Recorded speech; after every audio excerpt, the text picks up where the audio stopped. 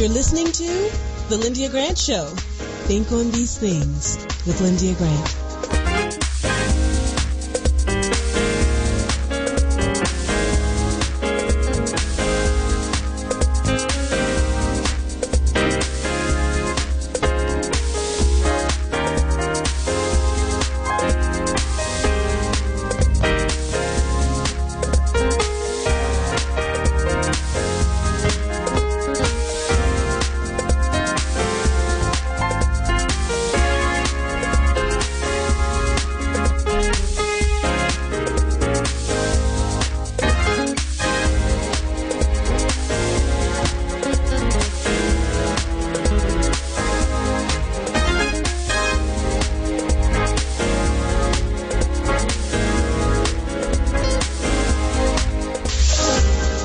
You're listening to The Lyndia Grant Show.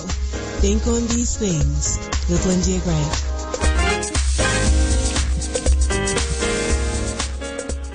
Good afternoon. You're listening to The Lyndia Grant Show. So glad to be here with you this evening here on Radio 1, Spirit 1340 WYCB, the oldest radio station in the Washington, D.C. area, and the first contemporary gospel station throughout the United States, founded by our own Miss Kathy Hughes. Welcome to today's show. My guest today is one of the best doctors in town. I say it in town, but I feel like she's one of the best ones in the country. Her name is the one and only Dr. Gail Nunlee-Bland. She is the head of endocrinology at Howard University Hospital. She's also on staff at several other hospitals. She's worked closely with me over the past 2 years, and I have so much respect for Dr. Bland. I am so grateful for her support. She came on our Zoom call with my sorority, and we talked to people up and down the East Coast about diabetes. She even, I think, did some of her early work at Johns Hopkins. So I just want to welcome Dr. Bland and say thank you to you today, Dr. Bland. How are you today? I'm doing fine, and thank you so much for inviting me on your show. I really enjoy this. All right, good. And I just want to also let the listeners know that we usually have politics for Dr. Julianne Malveaux. Dr. Malveaux is in San Francisco, California. Her mother passed. Her mother's name is Proteone Marie Alexandria Malveaux, and she was born in 1928, and she died on June 17th. So 1928 to 2021. Dr. Malveaux is going to be there until the funeral services and memorial services in San Francisco, which she will be memorialized on July 23rd with Vespers, Catholic service, meaning prayer and visitation, on July 24th, and then Mass, and on 23rd it's going to be the prayers and visitations, and then on 24th it's going to be the Mass and funeral celebration of her life at St. Kevin's Church at 704 Cortlandt Street, San Francisco, California. So I'd like to recognize Dr. Julianne Malveaux and send our condolences out to her. And also, before I talk a little further about Dr. Bland, I also want to just mention this day in history. Today we had the sentences of Derek Chauvin by Judge Peter A. Cahill at the Hennepin County Courthouse. And so I just wanted to, if you didn't hear it, Derek Chauvin could have gotten a maximum of 40 years, but he got 22.5 minus the 199 days current already served. So I want just to say that I consider that a victory, and I can praise the Lord for that. And finally, I want to say this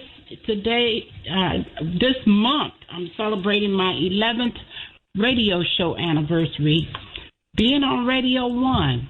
I've actually been 10 years on the Lyndia Grant Show, but I served a full year on Educationally Speaking for Barbara Lett Simmons. Barbara Lett Simmons is deceased now, but about 10 years ago, she had me as her substitute, and she had a really bad stroke. So I would go to Princess Garden Parkway every Saturday to host her show, and that's what got me started. That was what made me decide I wanted to be in radio, because I served a whole year in Barbara Lett Simmons' place every Saturday. So now, here we are, 11 years later, celebrating 11 years of being in radio. So I wanted to just let you all know that I spoke about diabetes in memory of my mother.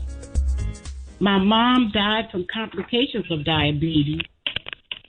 Her legs were amputated, and she had high blood pressure and a lot of stroke, and she had kidney failure, worst case scenario. So I have had lots of shows about diabetes. Dr. Bland has been on 4 or 5 times. I've had doctors from Johns Hopkins, from the Wilmer Eye Institute, and from the hospital. Just lots of doctors that have talked about diabetes and healthcare practitioners. So in order to celebrate my radio show anniversary, me and Dr. Bland have the whole show, so I thought I would set the show up by explaining to you all that is my anniversary, and that we're going to talk the entire time once I finish telling you about it. So that's what we're getting ready to do. And let me finish telling you about Dr. Bland. Her bio is long, but I'm only going to tell you what she does at Howard University. She is the chief of the endocrinology and metabolism at Howard University from 1998 to present. She's the director of the Diabetes Treatment Center from 2007 to present at Howard University Hospital. All of these are Howard. She is an associate professor from 2003 to present at the College of Medicine at Howard University. And finally, she's also the associate professor for pediatrics from 2003 to the present at the College of Medicine, Howard University. So I just want you to know we have a truly knowledgeable doctor with us here today that's going to talk to us about diabetes. And because I have diabetes, I have type 2 diabetes. I mean, my mom was one of those, we didn't know about it in my family, and we cooked and we ate good. So we didn't know what it was doing. And as you know, it runs in families. So it's in the genes, kind of, but it's also in what we eat and what we do and what we don't do in terms of exercise. So I wanted to let Dr. Bland talk about this today, but then after she tell you whatever she wants to tell you about diabetes, just to set it up, we're going to talk the second half about the psychology of having diabetes and how we got to use willpower. So Dr. Bland, for a few minutes before we go to our commercial break, I want to ask you to just set it up. Okay, well, thank you, Lydia. Yes, you pretty much set it up quite well in terms of diabetes, and diabetes disproportionately affect people of color, particularly African Americans. And in Washington, D.C., in Wards 8, the prevalence of diabetes is as high as 19%. So almost 1 out of 5 people will have diabetes. And this is something that actually can be prevented. We know that if you have a positive family history of diabetes, that if you put on weight and your weight is, and we talk about body mass index, generally when it's above 30, you're at an increased risk for developing diabetes yourself. But from a study that was done, it's almost 25 years now, that what we learned is that people who knew that they were at high risk for diabetes, who had, and this is a blood test that we normally will order, that hemoglobin A1c, which tells us what your average blood sugar has been over the last 3 months, that if you have a hemoglobin A1c between 5.7 and 6.4, that you're in that pre-diabetes stage, and this is where you can do something about it with the diet and the exercise.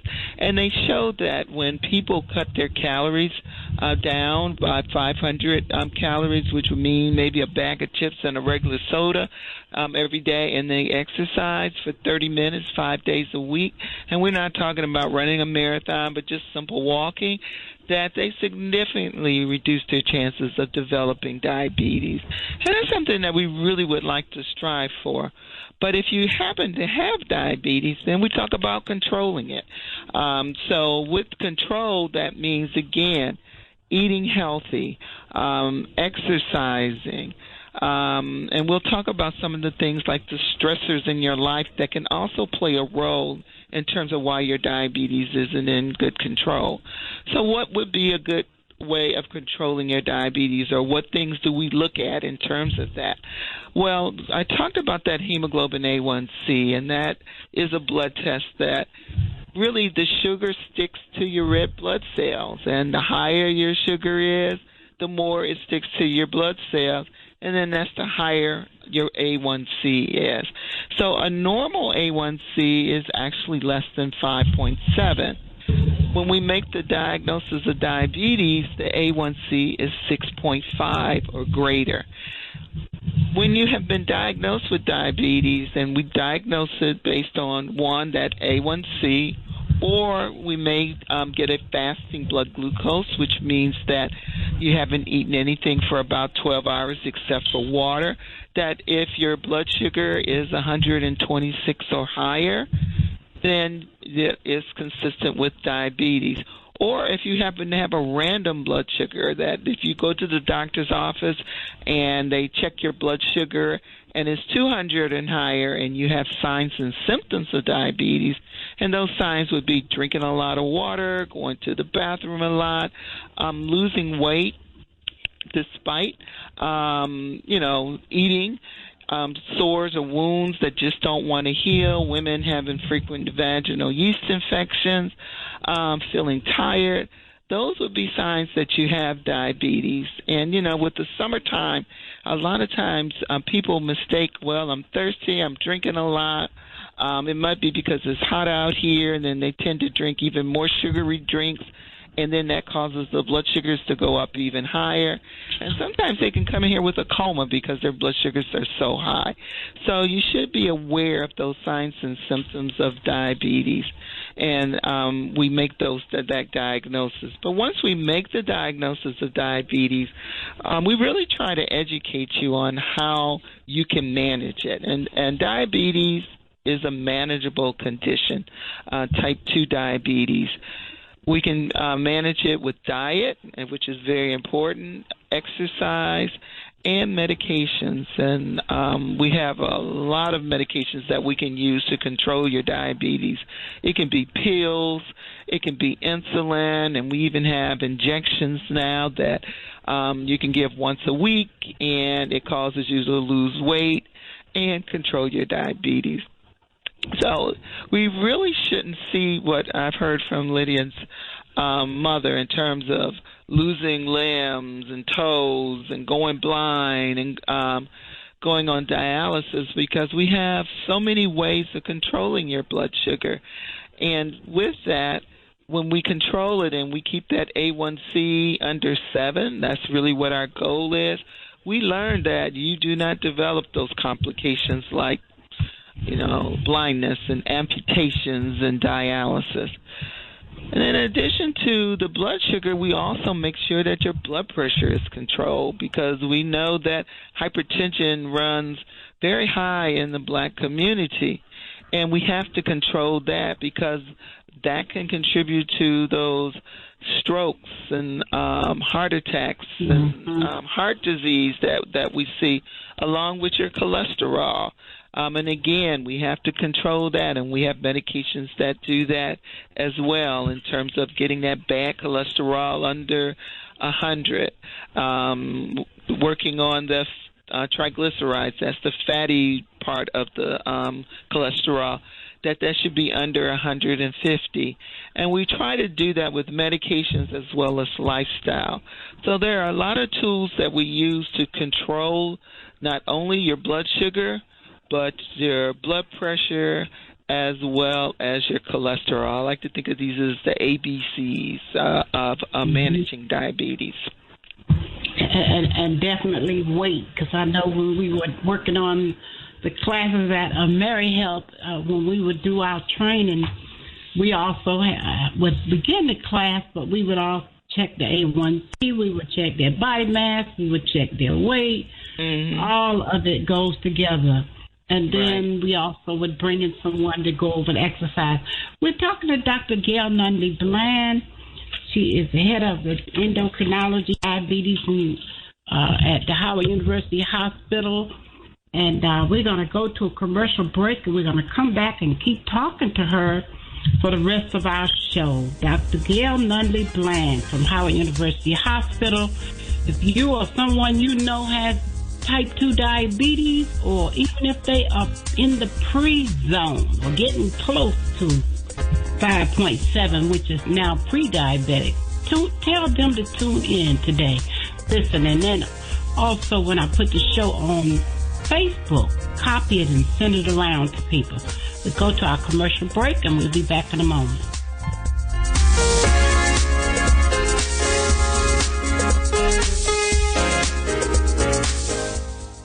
Honestly, my care coach at AmeriHealth changed my life. I quit going to the doctor a long time ago. I was tired of leaving the doctor confused by all the medical talk with no explanation. It was frustrating. I didn't have anybody to help me understand stuff or give me advice. So like I said, I just stopped going. So what changed for you? My care coach. Having one-on-one support from someone through AmeriHealth really helped me. She cared about me so much and listened to me too.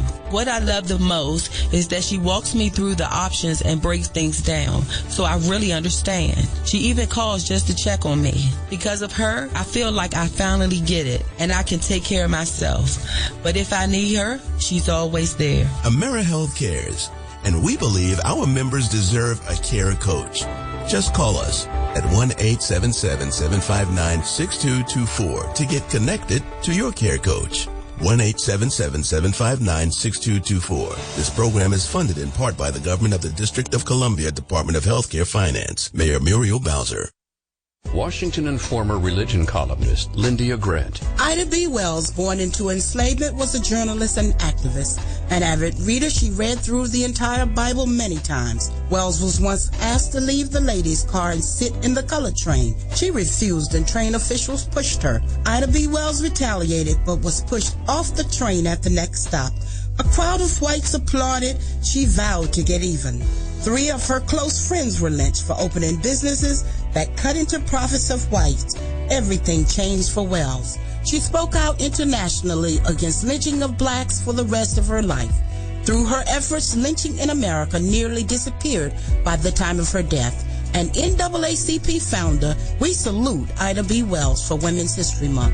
Read more in the religion column of the Washington Informer, an award-winning African-American newspaper. We don't report crime or gossip, just positive news. Pick up the Washington Informer or visit us online at WashingtonInformer.com. Call 202-561-4100 for more information.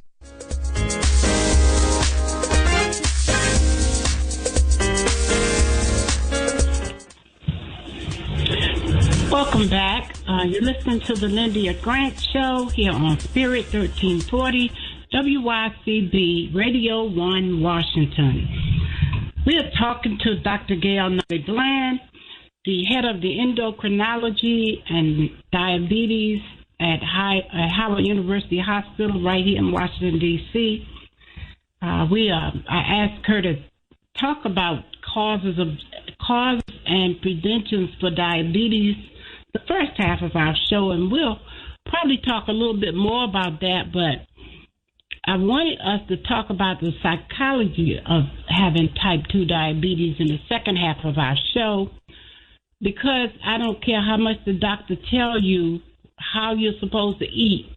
If you've been living 30, 40, 50, 60, 70 years, and all of a sudden you got to change, no more fried chicken and no more a whole lot of macaroni and cheese and cakes and pies and all the stuff. I mean, you might can have some, but you got to change how you do it. You got to eat it in moderation, and sometimes none.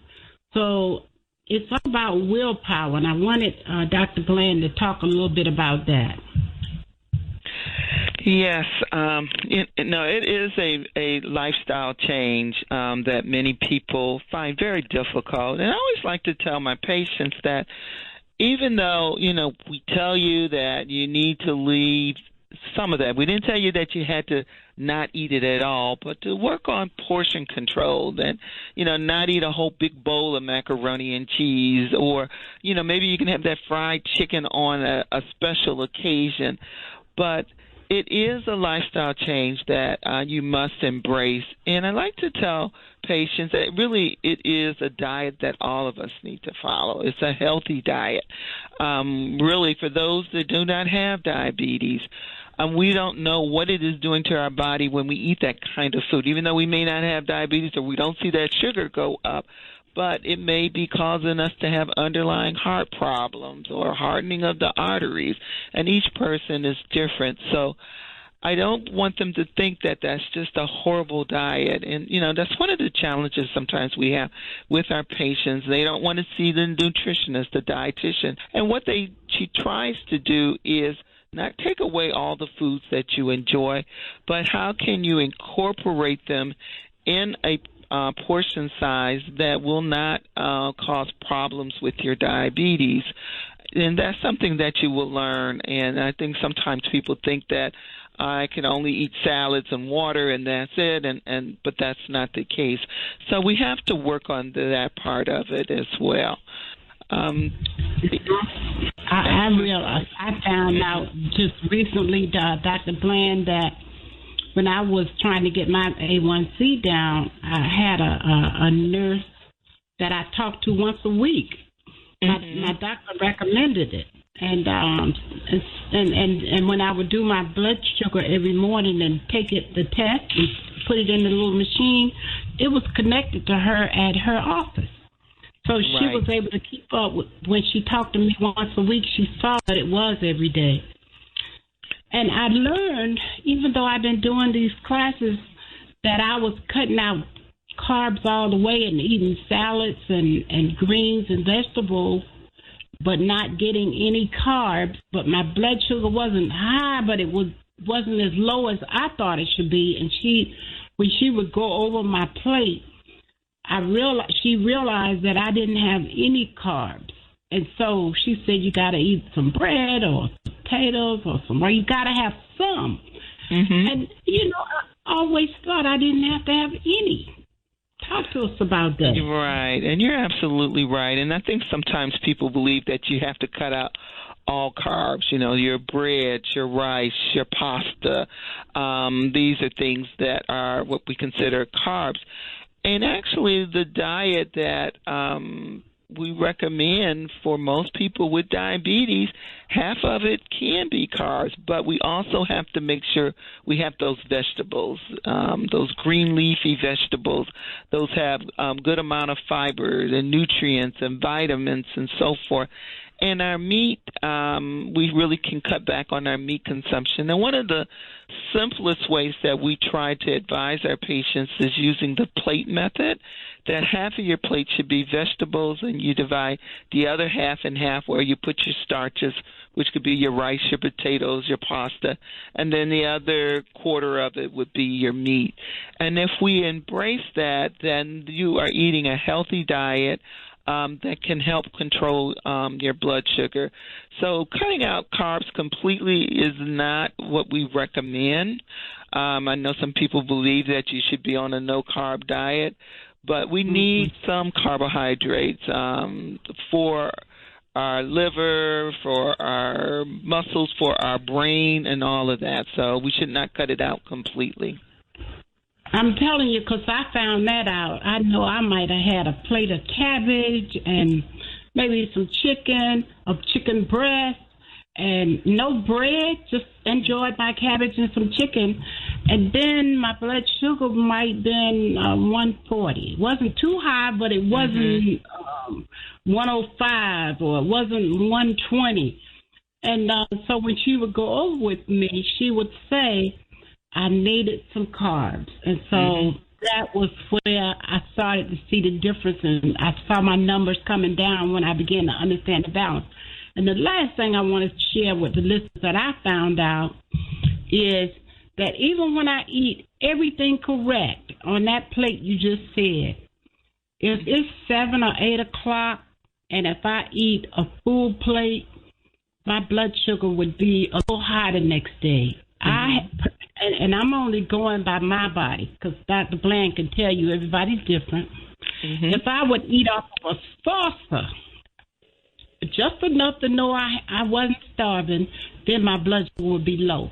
It didn't matter about it being cooked correctly. It just something about my body, even though I was doing my exercises, because I would say to the nurse, I only ate it, and it was healthy. But I had to figure it out for myself. I found out for myself that having a smaller serving was the thing that kept me straight. And you know, you're absolutely right. Each person is an individual, how your body reacts to certain foods. And that's something that, you know, working with a dietitian or a nurse or a coach, a health coach, can help you do that. And keeping a food diary sounds like you were doing a really great job of, you know, noting what foods you ate and what time you ate it, how that can affect your blood sugar. And, you know, we also tell our patients, and, you know, speaking of carbs, that your liver actually will put out more sugar when you do not eat carbs, because your body, you got to feed that brain with some type of sugar. So a lot of times I do get that where patients say, oh, well, I didn't eat any carbs, and I don't understand why my blood sugar is high in the morning. That is that liver putting out that sugar to make sure the rest of your body is being fed. That's what she told me, Dr. Bland, and I wanted to make sure I got that in for people because I didn't know that. Yes, so that's why we have to feed the liver. Now, you don't want to feed it too much, because then after that, all that sugar gets turned into fat, and you get a fatty liver. So, you know, it is really that bad balance between the two. And, you know, the physical activity helps take some of that sugar into the muscles, because the muscles have to be fed, and that is another way of controlling your blood sugar. So, you know, all these things that we talk about in terms of, you know, eating a healthy diet, a balanced diet, your physical activity, all of these things play in terms of making you whole in terms of managing your diabetes. So it's so important to look at all aspects of it. Thank you, Dr. Bland. Dr. Gail Nunlee-Bland, we're so glad you could be here with us today. I know we could have gone on for another hour, but it's time for us to close. I thank you for being my guest today. I invite you to come tune in next week. My guest will be Minister Paulette Holloway Rush from Chicago, Illinois. She's going to be talking about a new book called Reinvented to Rise. Like us on Facebook and Twitter. And join us this Sunday at the All Nations Baptist Church, still by conference call. Call our church at 832-9591. We will be back in our church next Sunday, July 4th. Our pastor is Reverend Dr. James Coleman. Words, thoughts, and deeds have a boomerang effect, so be careful what you send out. Scripture says, my people perish for the lack of knowledge. So think of these things. From the Lyndia Grant Show, I'm your host, Lyndia Grant. Until next week, good day, and thank you, Dr. Bland. Thank you.